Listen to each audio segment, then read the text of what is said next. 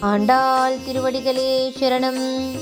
நாயகனாய் நின்ற நந்தகோபனுடைய கோயில் காப்பானே, கொடி தோன்றும் தோரண வாசல் காப்பானே, மணிக்கதவம் தாழ்த்திடவாய் ஆயர் சிறுமியரோ முக்கு அரை பறை மாயன் மணிவண்ணன் நென்னலேவாய் நேரந்தான் தூயோமாய் வந்தோம் துயிலிடப் பாடுவான் வாயால் முன்னம் மாத்தாதே அம்மா நீ நெஷநிலை கதவம் நீ கேளோரெம்பாவாய்.